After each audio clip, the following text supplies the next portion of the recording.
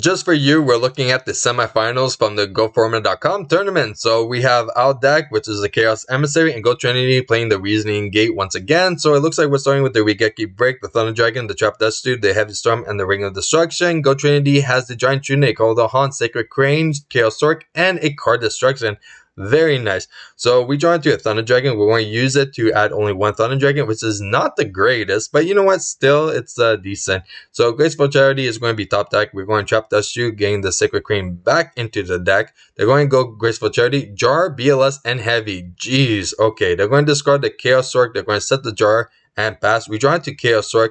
Not the greatest steal, but it's okay. We go Heavy Storm, and I don't know about you, but this is a big fat minus. So Heavy Storm is going to just do nothing because they're going to chain the Jar to draw. So we're going to go and set, and then they're drawing to a Paw of Greed. It's not looking too good for us, but you know what? Who knows? It might change. So Heavy Storm is going to be activated. We are going to chain to it, and the reason why we're doing that is because we want like more options. So if we do top deck a Chaos Monster, at least we have the Dark, and we do play a lot of Chaos Monsters, so we could afford doing a play like this.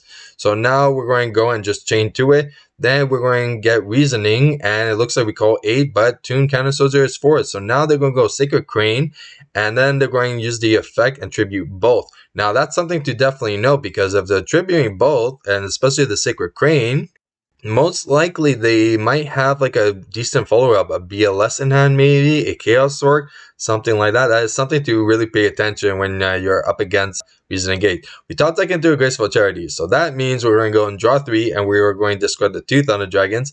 We have a Card Destruction, which is quite decent actually. So now Emissary is going to go and swing for 16. We're going to set the 2 traps, and then we're going to Card Destruction, so that kind of ruins any follow-up play that they might have in mind. So the BLS is discarded, so that was a very good call on our end, especially because I felt like too, like, I don't know, like confirmed that they had a Chaos Monster, because I'm like, they overextend, like they didn't really necessarily had to do the effect or get grave or just one of them and have a body on the field. So yeah. So Reckless Weed is going to be activated. They are drawing 2. Then Call is going to supposed to summon the Sacred Crane. We are going to chain the ring to it because we don't want them to have a Monster Gate and then have a body on the board. Or they could just tribute summon a Jinzo. So Ring is definitely a good call in this situation. And now we're on a timeline because this is going to stop them from drawing for 2 turns. So we have like 2 turns to get like a really big advantage. So we draw into Duel, which is already a good advantage. So we're definitely going to swing with the Emissary. They're going to take the damage. We're going to go Duel, and we're going to go and discard. Let's see, Giant Trinade and a Fusion. Very nice. We're going to pass. They can't draw, but they have the Jar to draw. They draw into a Scapegoat. We draw into Dragon Zombie. We're summoning it, and we're trying to swing there at 32. Can these attack goes through? No, the Scapegoat definitely is going to block. So we're going to go and kill 2 of them at least. And then we have no choice but to pass. They go Lightning Vortex, so we're going to be losing 1 card because Emissary is going to add a Dragon Zombie, and we love plussing that way. Now we draw into another Emissary, which is quite good. We are definitely going to swing, and then they draw into a Jar. We're going to go Regeki Break on a new set in case it fits another Scapegoat. Now we're going to go and draw into a DD Warrior Lady, which is very good. So we're going to go and swing, kill the token, then attack with the Emissary, and they top deck into a Monster Reincarnation, and it's pretty dead because they have the Toon Table still on the board. So and they admit the fate. So I don't know about you, but that already looks like a big difference than the finals that you saw. If you didn't see the finals, definitely check it out. So let's go into the game 2, and let's see. It looks like Goattrinity is going to start. His opening hand is a Monster Gate, Call the Han, Mirror Force, Demok, and Upstart. We have the BLS, the Linker Duel, Trap Dust Shoe, Dragon Zombie, and a Regeki Break. Very nice. They draw into a Dimension Fusion, quite strong. Upstart giving us 1,000. Or is appreciated. So now Sacred Crane is going to go and get sacrificed for the Monster Gate. And let's look at this. They special summon a Blowback Dragon. Oof, that's strong. We draw into a Standstill, which is quite good. So we're going to go Delinquent Duel first. And we are going to go and snipe 2 cards. And it looks like it's going to be a Mirror Force and a Demok. Now we're going to go Snatch Steal. Now, the issue with that is that Call of the Haunted had to be activated on res of the Delinquent Duel because now it's too late. Snatch is going to go and take. We're going to go prio on blowback and targeting the set. Now, they chain call the haunted. We're going to flip a coin. And Demok is not going to activate its effect. And we're going to show you in a second. So, they're going to go. It's all heads. Going to kill the call. It's going to kill. Now, right misses timing. And the reason for this is because Demok actually does miss timing. So, when and optional to add. So, it's both when and optional. The last thing to happen is not the special summoning, it's actually the blowback dragon. So they chain the call the haunted to her blowback dragon effect. Now, this is irrelevant if it's heads or tails. Because even if it was all tails, he was still mistiming of adding just because the last thing to happen isn't special summon of Dark Magicians of Chaos. It's actually flipping coins. So we're still mistiming. This is why you don't usually chain call the haunt and special summon Demok. Because Demok were always mistiming. And this is a very important ruling that you should know. So definitely take notes on that. If you already know, congrats. If you didn't, now you know how many people probably cheated. So we're going to go and continue to the game. So summon the dragon zombie, attack with bolt, and look at that, 39 direct. Love to see it. So now we're going to go and set. I'm supposed to say very nice, not love to see it. I don't know why I did that. Very nice. So now we're going to go and see them use the fusion, and it looks like Demok is finally going to get its effect, and they're going to add a Pod Greed, and it looks like they're going to draw into a Scapegoat and Lightning Vortex. They are going to use it, so we're going to be losing some cards. They are going to attack with the Demok. Now, we could potentially use the Regeki Break on it, but we don't have any lights at all, so we have to check for follow-up.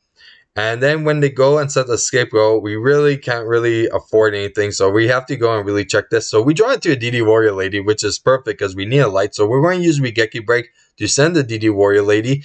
And having Trap Dust Shoot is not that bad. And I'll explain why is because they can recover very fast and having 4 cards back into your hand. So having this still as an interruption can be potentially very good. So we're going to go Regeki Break, and it looks like they're going to chain. We are going to now banish the DD Warrior Lady and the Dragon Zombie, and then BLS is going to attack twice, getting rid of the Demok in 1 token. We are going to set the Trap Dust Shoot. They have Giant Trinade. They have to pass. We draw into a Chaos Sork, and then it looks like BLS is attacking twice.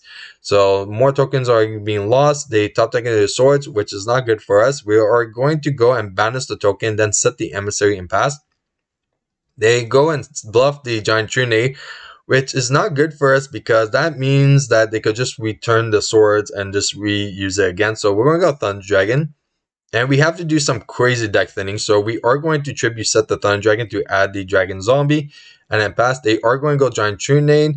And it looks like they're going to activate it again. Now this time it flips the Dragon Zombie. We draw into another Emissary, which is quite good because we could go and set it. And then we draw into X-Hand Cannon, which is OP. So good. So we're going to set it and pass. They are going to set the Scapegoat. We draw into another Threatening War. So now we're going to go and get the Dragon Zombie set. Then they're going to go with the Toon Cannon Soldier. And then Torrential on it, which we're completely fine because now we're going to go and add the Dragon Zombie. And then everything is going to be sent to the grave. We draw into a token Thanksgiving, which is quite good. We are going to go and banish a Light Dark for Chaos Sork. Then we are going to summon the Dragon Zombie, swing at both, trying to end it, but Scapegoat says no, and we're like, oh. So now let's see where we can put that. Not too much, but you know what? I'm kind of happy that we still have the Trap Dust Shoot in case if he does recover, because he did recover a lot. There was a few things that wasn't too necessary for him to set, but definitely played around the Trap Dust Shoot. So we're going to go and token Thanksgiving. They draw into a Jinzo, which means it's not looking too good for us. So he's going to go heavy. We are going to chain Threatening. Snatch Deal, he's going to go take the Chaos, banish, tribute, Jinzo. We have Torrential really not looking good for us. He has Monster Reincarnation. We're going to go take some damage. Now we're going to draw into a Chaos Sork because, we have 3 of them. Now Chaos Sork is going to go and banish the Jinzo. We have to add as much pressure as possible. So Thunder Dragon, Tribute Summon, swing for 16, pass. He's going to go Monster Reincarnation, get the BLS. We have no choice but to torrential that. So now we're on top deck and he's on top deck. So we have Jar of Greed, which is not the great. Monster Gate, he's going to set. We're going to go draw into a Regeki Break, but Jar of Greed is going to draw us into a Sangan, which we're like, oh, we just needed any other monster but Sangan. So now attack for 1,000. We are going to go and set the Regeki Break. They top deck into a Graceful Charity. What do they get? It looks like it's going to be Oh, and they admit defeat. Now let's see over here. Like I'm just thinking what's in his deck. So there's two Sacred Cranes, so he could have a third one here.